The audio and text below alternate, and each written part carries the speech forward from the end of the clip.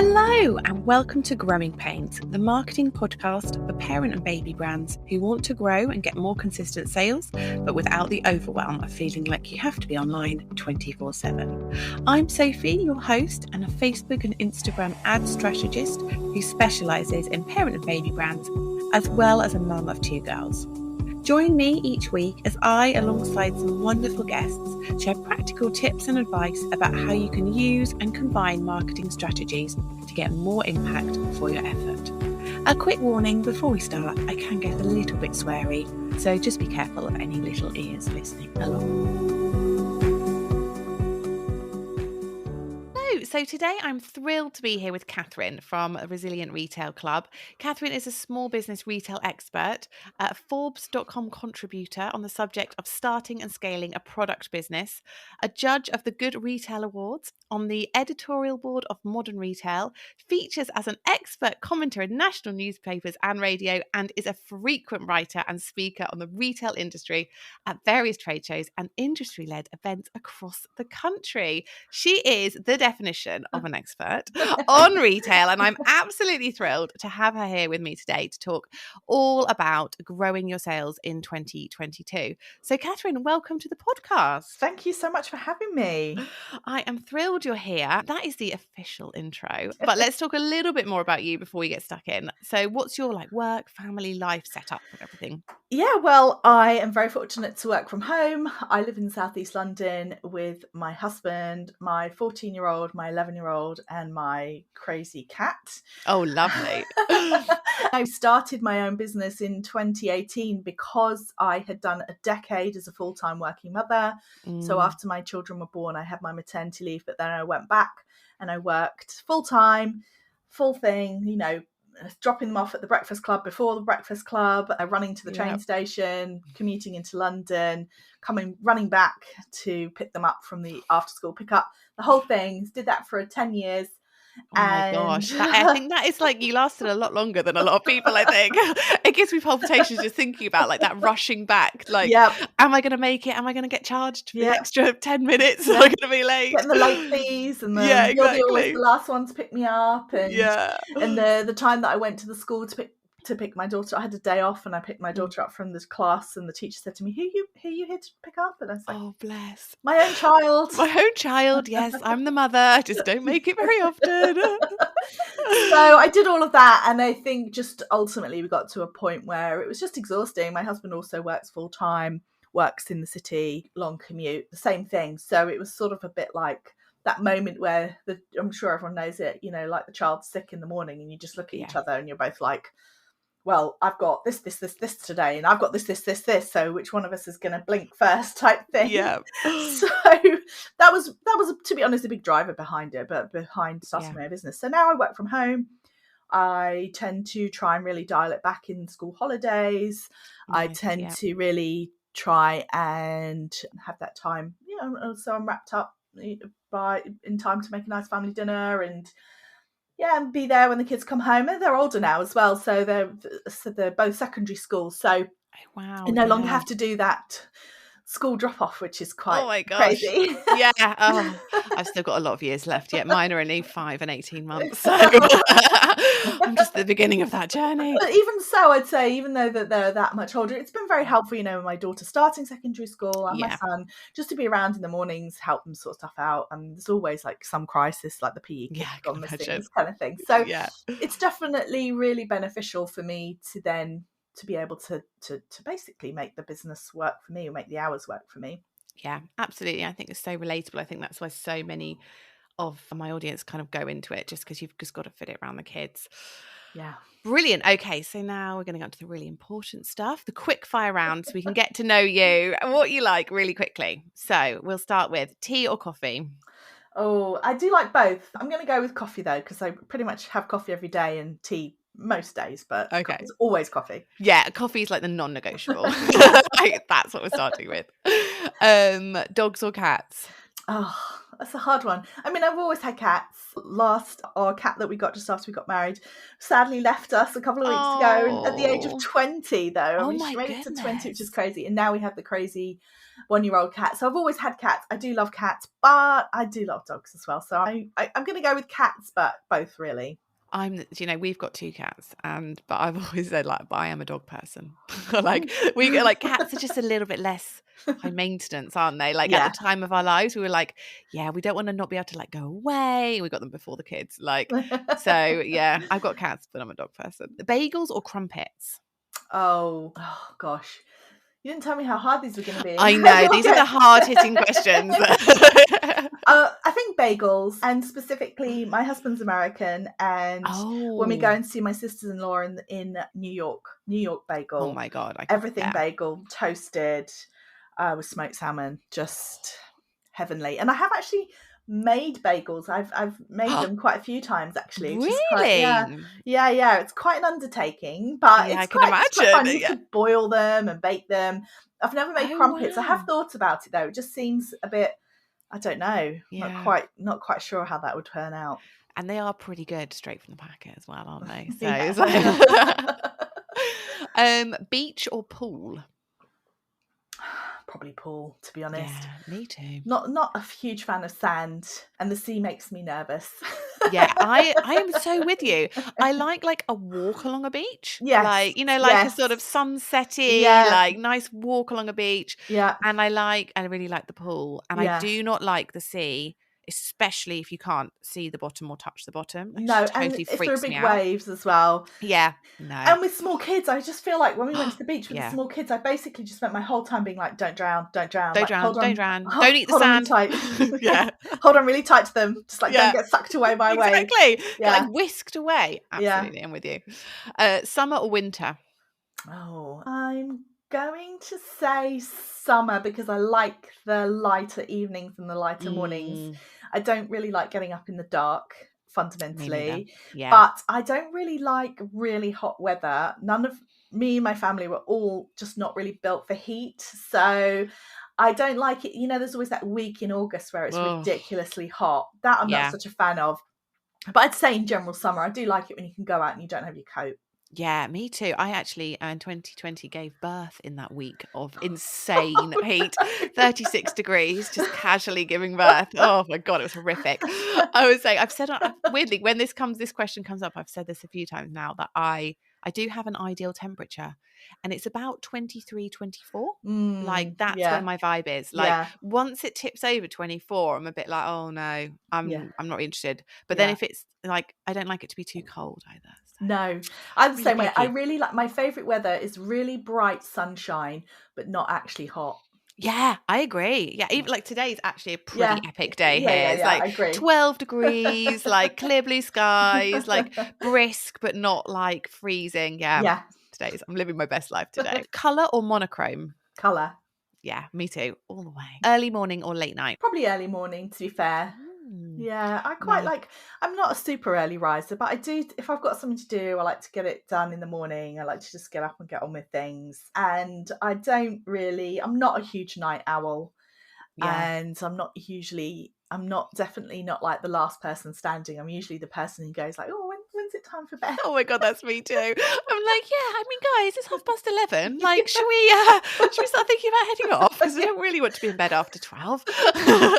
New Year's sometimes a bit of a push for me. Yeah, me too. Yeah, so it gets to about 20 past 11. You're like, oh my God, really? 40 minutes? Oh, brilliant. Okay, so that's the important stuff out of the way. Now we're going to talk all things growing sales in 2022. And I think we've had a little bit of chat beforehand, and there's so many different things playing into this year, isn't there? There's a lot of change, and there's been a lot going on the last few years as well that businesses have had to adapt to, and it's oh my gosh, are we having to adapt again? Yes. Oh gosh. So I think we're going to talk through 5 things, aren't we, that you kind of talking about at the moment that the businesses really need to consider and think through, and as we're coming into Q2, start making a plan for the rest of the year. Yes, and I think that absolutely it's really hard. I mean, I feel like I've been talking about this every year since 2020. I say, well, this has been a really hard year. And then the next year I'm like, well, this is a really hard year. And 2020, I think psychologically was incredibly hard for a lot of people for lots Yeah. of different reasons, from the business having to pivot, moving purely online for a big chunk of the year, to Yeah. all of the concerns people had about their loved ones, about what on earth's happening in the world. And then but actually for a lot, especially online product businesses, I'd say a lot of them Yeah. actually had phenomenal growth and phenomenal success.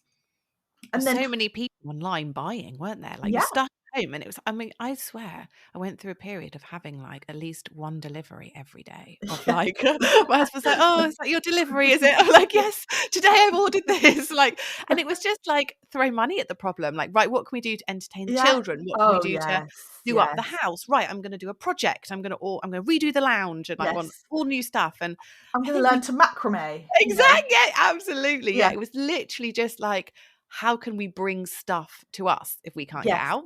And I yes, think that was the totally. reframe, wasn't it? Yeah, totally. And there were just really distinct patterns of why people were buying, and people were buying to what did I say at the time? It was like protect, connect, distract. So Mm, protecting yourself and your way of life, and connecting with other people, and distracting yourself, basically. yeah, Those were the three big drivers.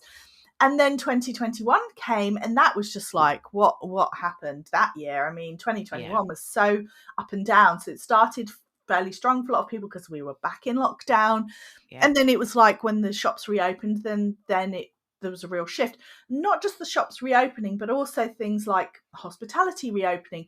yeah, So all of that portion, that budget pot, if you like, was being reapportioned again. So instead of just having money available for purchases, then it was like, well, actually, yes, but now I can see my friends, and that's going to cost money. And maybe I could go to the cinema, who yeah, knew? This kind of thing. So that was really challenging. And then we've kind of arrived in 2022 after, and every time as well, that businesses had to pivot and take account into these shifts, it takes a huge amount of energy. So really yeah, rethinking your business and re-engaging with it it's like the first time maybe you're like, okay, yes, I can do this. And then I think I just saw in 2021, I feel like I just saw a lot of people just got really, really tired, and yeah. just really tired as well of balancing everything, and the impact of having to have homeschooled, or Oh my just not gosh, having yeah. had the support network that they were used to. And so much, I think, just caught up with people in 2021. And then we start 2022 and we think, okay, new year, new start, cost of living crisis, Oh, war in Ukraine. I mean, it's just been, again, like for a lot of business owners, again, it's just yet another year where you have to sort of go, right, what's on the plate this year? okay, let's change Hey, my business.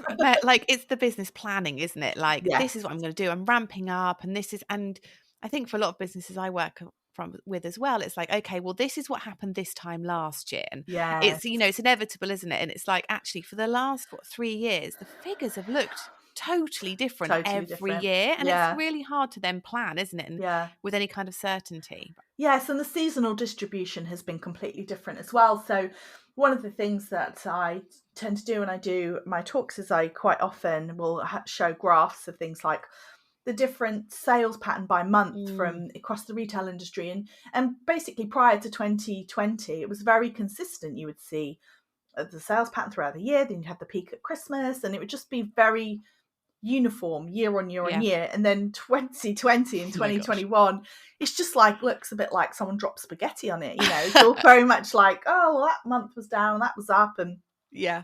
2020 Christmas came super early, and 2021 it came super late. and Yeah. and it is really hard to get those comparisons against the year. It's almost like we have to plan very lightly in a way. You have to create a framework, and this is what we think could happen, but you have to be really prepared that it very well may not happen, because of one thing we've learned in the last couple of years is that Yeah. things really are quite unpredictable. Really, on a quite a large scale. Yeah, yeah, Right. yes, exactly. Absolutely. So, we touched on it then really, prices are going up, cost of Yes, living is rising. Obviously, the war in Ukraine is not helping that. It's kind of the petrol. Oh my gosh, like it's insane how that's like skyrocketed the last couple of yes. weeks. But obviously, that's an impact for your customers, but also on businesses as well. Yes. Yes, and I think that would be my first point about growing in 2022. I would say that you have to engage with the pricing element of your business, whether you're a service business or a product business. You have to engage with it because it's coming at you from several different ways. The first thing is that the cost of you doing businesses will be going up, whether that's from your utilities. So, for example, heating, Yeah. electricity. In my own personal life, my energy provider went bust before Christmas, Oh gosh. moved over to a new one, spent a long time chasing them to try and understand what my new direct debit would be. Then, of course, the double whammy of the removal of the cap on fuel prices. Turns out my new payment is double what my old payment was. Yeah. So that's just one isolated incident on one bill, really. But that's happening to lots of people who run businesses as well, especially if you've got a premises. I mean, in my membership group, for example, a lot of people who have probably about 10 or 15% of my members have physical premises, and just the chat about how much their heating bills are going up and everything like that. Yeah, I can imagine. So the key thing really there is to actually engage with it. And if you've not checked your prices, checked your costs rather, I should say, in the last 3 months, it's well worth having another look, or having a look now, taking out those invoices, looking at those emails when they send them to you and say, your prices are increasing. And you think, can't deal with that now, I'm going to file it. Okay, all right. But actually pulling it out, looking at it, really grappling with what that means, because you may well have to look at reviewing your prices. And one of the things that I do for Forbes each year around sort of December time, I put together a piece about what's coming up in the next year, which is one of my favorite pieces to work on for the year, because I contact lots of experts and industry bodies and I ask them, like, what do you think is going to happen next year? And the British Retail Consortium, one of the things that they said was, you need to have a plan about price increases. It wasn't like you might have to put your prices up. It was, you need to plan how you're going to tackle this. So if you've not increased your prices in the last 3 months, or you've not even reviewed your pricing, then have a look at what your competitors are doing, because you may find that the market has already shifted and people have already put prices up around you, and you may actually even now be slightly lower priced than other people if you've not increased yours.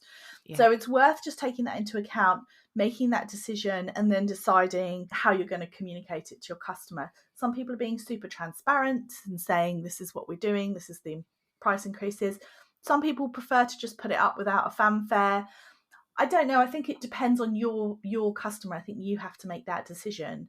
But I think that it's knowledge is power, really. I think you really have to understand what's happening to your own business, run the numbers, and then just start thinking about ways of mitigating that, whether that's increasing your prices, whether that's about, do you have to swap out elements of the, it's usually my advice is like, can you find it cheaper from somewhere else? But at the moment, everyone's prices are going up, so you kind of have to balance that out. But I think that the key thing with that is part of 2022 is you are going to have to, almost before you make other plans, you have to address this elephant in the room if you haven't addressed it already.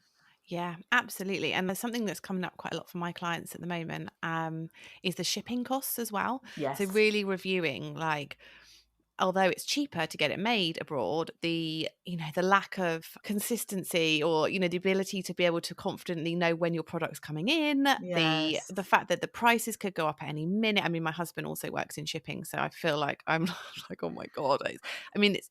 He works for a big corporate, and even they are getting like gazumped at the last minute. They're like, their prices, they've got incredible contracts and they're getting massive hikes. And I think, is it cheaper to then move it somewhere where you can get access to it better, and you don't have to do long shipping? I don't know. I don't know if you're seeing that as well, but something that's coming up quite a lot. I mean, the cost of a shipping container is just absolutely just skyrocketed. And I think it's, not to go off too far on a tangent, but I do think it's kind of it's calling into question and reevaluating the whole entire sort of global economy of making it overseas in large volumes and shipping it at low price. Those economies of scale, just the balance is just tipping back into more like, made in the UK, local production, that kind of thing. Because you're right, the shipping costs are astronomical. I've always felt, it's my 22nd year in the retail industry. I've dealt with a lot of shipping companies over the years. I feel like they always somehow manage to come out on top there. It's like slightly, I don't know why, they always seem to get the I don't know what it is. They just always hold all the power, those shipping companies. But anyway. Absolutely. But I mean, all of that being said, customers are still buying, aren't they? Yes, Like, so yes, yes, the money might be tighter and they might be considering their purchases more, but yes. it's not like the whole economy has ground to a halt. Absolutely, and I think that that's the key thing. That was my second point. Really, was just about customers are still buying, and people are still having babies, and Absolutely. so Children still need, new clothes and yes, yeah. children need new clothes. People are having birthdays, so don't. It can be very difficult and quite easy to get stuck in what I call the cycle of doom, which is sales drop, so you lose confidence, so you take less action, so sales drop, and round you go.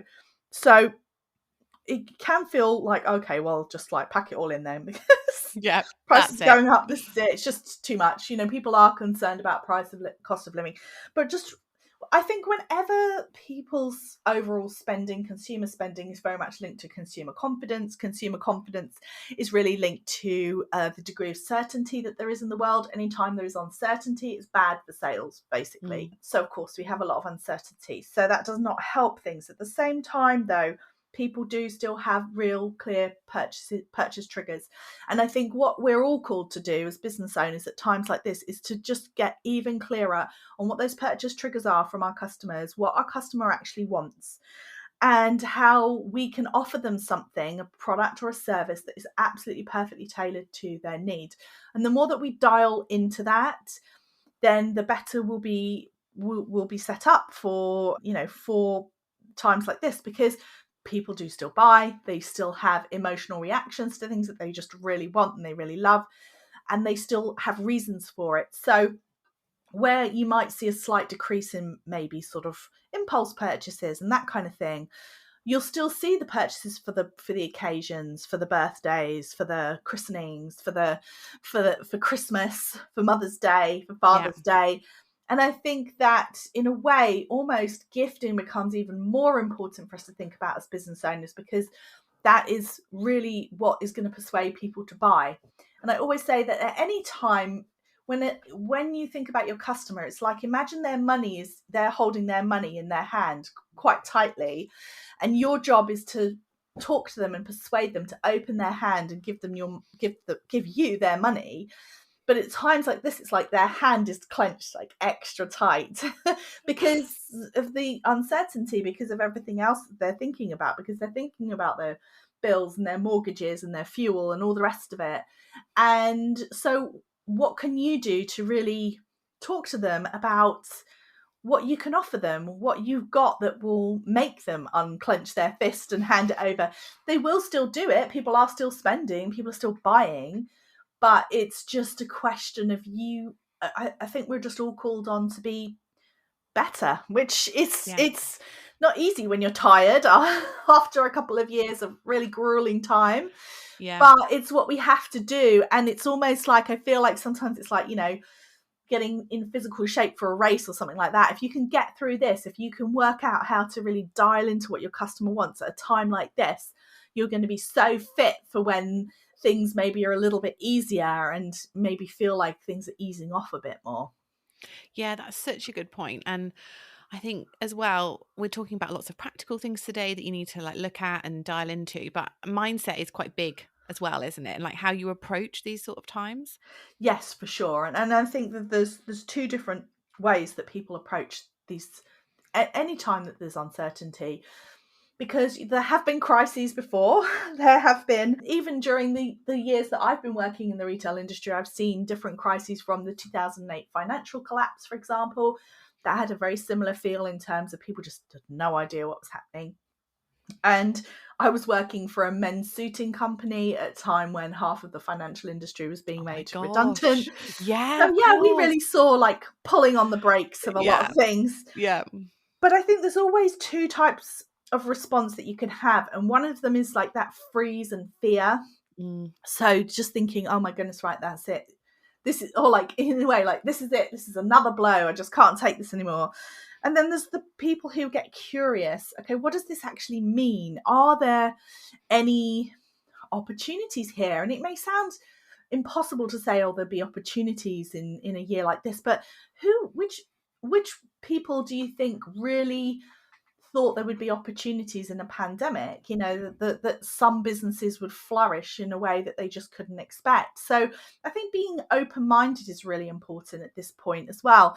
And just trialing things, trying different, or from an ads perspective, trying different creative, trying Yeah. different messaging, trying different products, putting different things in front of your customer, offering them up stuff.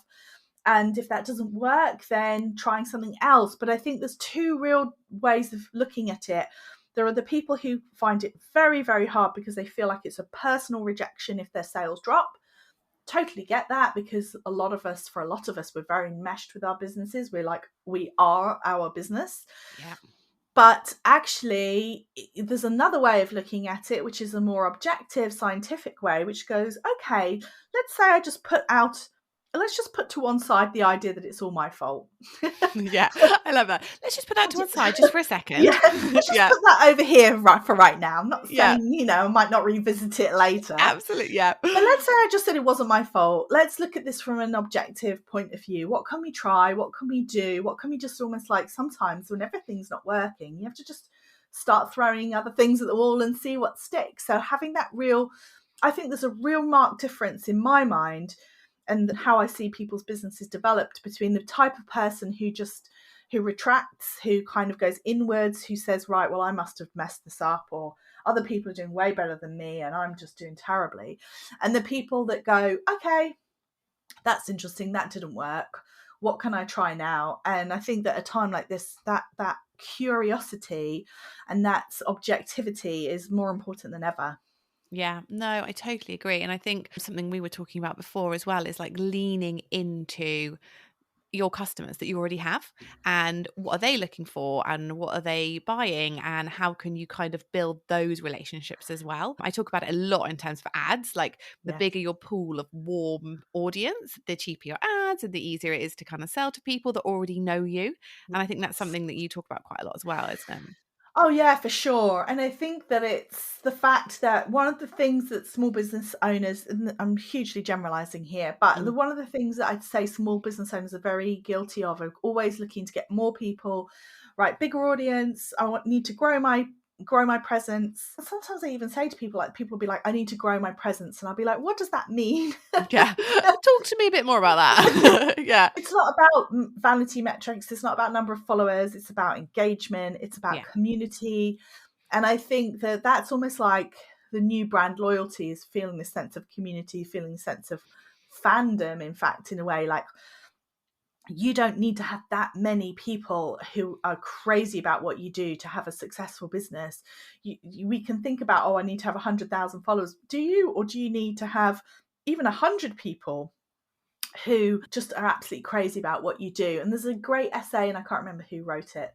It's called 1,000 True Fans, and I definitely worth reading that. But basically, the idea behind that is that, imagine if there were 1,000 people who would buy anything that if you put something out for sale, that people would set their reminders and go and buy it. Like, Yeah. for most businesses, that would be enough to move them from a small business to a medium-sized business. So we think about this like more, but actually, don't forget about your customers that you've already got, and nobody's more likely to buy from you than someone who's already bought from you. So if you're going to look at where it makes sense to be putting your time and effort and energy, putting it into your warm customers, your repeat customers, building relationships with them, nurturing them, looking at how can you make them super fans, then that's actually, especially at times like this, that's what people need. Because people do still, if anything, more than ever, people need community. They need that sense of belonging. They want to feel like they're shopping from a business that shares their values and beliefs, and all of that is just so important and helpful when it comes to growing your sales in a year like this. Absolutely. And I think, this does for my audience who generally sell to parents, either for themselves or for their children. A lot of them are parents themselves. And I think we naturally do have that affinity with other mums who've created something, either because they saw a gap in the market, or because they're really passionate about it, or they want to kind of add something positive. That's a really good, now's a really good time to lean into that, isn't it? And Yes. surround yourself with people that are kind of on the same kind of journey as you are, and Yes, want the same absolutely. things. Yeah, for sure. And also just the fact that do have a huge amount of affinity with your customer. A lot of people start businesses because they want to create products and services for people like themselves, or people who Yeah. are experiencing the same issues they're experiencing. And that's such a powerful driver to why people start businesses. And I think I will say to people sometimes, you need to focus on your customer. And they'll say, well, how am I supposed to know what my customer's thinking? And I'll say, well, what are you thinking? Yeah. And you're probably thinking, oh my God, have you seen the price of petrol? Have you, Yeah, you well, know, exactly. Yeah. you know, Absolutely. so it's not that big of a leap for us to think about what our customers are thinking about. Yeah, no. And we've touched on it a little bit in terms of like pricing and costs and, 1,000 fans, but knowing your numbers and kind of like how many, I talk about this quite a lot with ads, like how many people do you need to get on your website every day? And, what's your conversion rate? And it's so Yes. important, isn't it, not to just kind of bury your head in the sand. Yes, definitely, for sure. And one of the things that I've been doing, one of my big projects for this year is I'm writing a book, which is very exciting. Oh, that is It is. exciting. I'm halfway through the first draft, which will Oh my no doubt need a gosh. huge amount of editing. But the fact I'm halfway through a draft, 25,000 words in, is very Oof. exciting. And one of the things that I talk about in the book is this idea about do you feel a bit like your business is a tiger? It feels a bit unpredictable. You're not really sure what you got Mm, yourself in for. You feel a bit nervous sometimes. You kind of see it eyeing you hungrily, and you're like, okay, what's going on here? yeah, don't look it straight in the Yeah, eyes. don't look straight in the eyes. Yeah. Yeah. And I think that really the what happens is often with our businesses, if you are feeling overwhelmed, which, let's face, who isn't feeling Yeah. overwhelmed at the moment, really, to be honest, then it can be easy to think, right, well, I just won't look at these things. But actually the way to sort of tame your tiger is to know what's going on, is to understand exactly that, like how many people are on my website, where are they coming from, what are they looking at, what are they purchasing, what's a high converting item for me, what isn't converting, what are my best sellers, what are my customers telling me that they want and they want more of, and what are they telling me they want less of, what are my best performing social media posts, even Mm, what do I think realistically I might take this month. And people often confuse planning with they say, well, I can't plan because I don't know what's going to happen. The purpose of a plan is not to be right. It's not to say at the end of the month you're like, tick, I said I was correct, I said I was going to sell £125 and I did, or whatever number it is. It's about having a framework that you can then assess, am I ahead or behind where I thought I was going to be? What are some things that I can try to get back on track? And also to be able to celebrate the successes. So when things do go well and you do hit your numbers, that you can actually celebrate. Because if your plan is just simply sell as much as I can, how do you know if you've ever achieved that? And yeah. small business owners are also, again, huge generalization, not terribly good at patting themselves on the back. So the more that we can do that, then the more helpful it is. But then also just the more in general we feel in control, we feel clear, we just feel able to kind of ride the ups and downs when we understand what's going on in our business, we understand the numbers, and we feel confident about it. We don't feel like it's just totally unpredictable. If we really tune into those numbers, I think we can learn a lot more than we think we can. Yeah. No, absolutely. And I'm a big advocate for knowing your numbers, but I also know that it can be scary. So I mean, I know that you've got a membership, haven't you? And I think it's that kind of getting support as well, isn't it? And Yes. like having someone to guide you, like you're just reeling off all of those things that you can look at. Actually having someone to guide you, I think can be invaluable, can't it? Getting Yeah, that for support. sure. And we do that once a month in the membership. We have a planning session where we get together on a Zoom call and we go through a template, and everyone's looking at their own bits for their own business, but I'm there and facilitating it. And if people have got questions, they can ask. And I think sometimes even just knowing what to look at is really helpful. Yeah, yeah, absolutely. Because I think sometimes there's also a bit of a danger. You could almost get too into the numbers, couldn't you? And like start obsessing about them or go like too, and you've kind of got to zoom in, but then come back out again, haven't you? And keep Yeah. perspective and like keep moving forwards. Yes, for sure. Absolutely. Brilliant. Well, it's normally at this point that I just link back our topic today into Facebook ads. So I will do that now. We've covered so much great stuff and we've kind of, talked a little bit about ads throughout the whole episode. But just to kind of summarize it, costs are going up for people. You really need to look at your pricing of your own things, but also looking at those margins. If you're running ads already and they're costing you, a certain amount to acquire a new customer or to get a purchase, you need to have a look and see, is that still okay? Does that still make it profitable for me? And if it doesn't, then go back to your numbers, have a look and see which products, do have that margin that I could use, which ones could I maybe bundle up together so you've got a higher order value so that you could get a little bit more opportunity there. So really having a think about like the money side. Customers are still buying, ads are still working. Ads have had a bit of a bumpy ride the last year as well, but they do still work. And as I talk about quite a lot on here, warming up your audience, getting that foundation in, building your email list, making sure your social is engaging, that community side of it. So creating those warm people where when you do launch something, you can run an ad to them, you can send an email to them, and you can launch it on your social media. And the three are all working together in synergy to get you those sales and convert people so that you actually start, moving the dial and kind of feeling that confidence. And I think, that curiosity of like, ads are not always going to work, and it can be scary when you put money on ads and they don't work, but ads are not a finite thing. They don't just stop and start. You can test a new image, you can tweak the copy, what Catherine was talking about, dialing into really what problem are you solving? Like, do you need to have a look at your language, change that a little bit and see if that has an impact on your ads. Like, stay curious and don't freeze up and just turn your ads off because they're not profitable. And also get support where you need it from someone like me. Because I think, it's sitting there looking at them on your own, it can feel really scary, and you don't necessarily know what to do to make them better. And actually there's so much support out there that you can get to make sure that you're kind of getting the most from them. So we have covered a lot today, loads of strategies, loads to think about. I'm sure everyone's brains are ticking over. But as we all know, it's really easy to take in lots of information and then sort of feel a bit overwhelmed. So at the end of every episode, Catherine, I ask my guest, what's the one thing you would really recommend people just do today just to get themselves started? I think the key thing is really check your numbers, check your costs. Yeah. If you haven't checked them in the last 3 months, I'd say definitely time to check them again.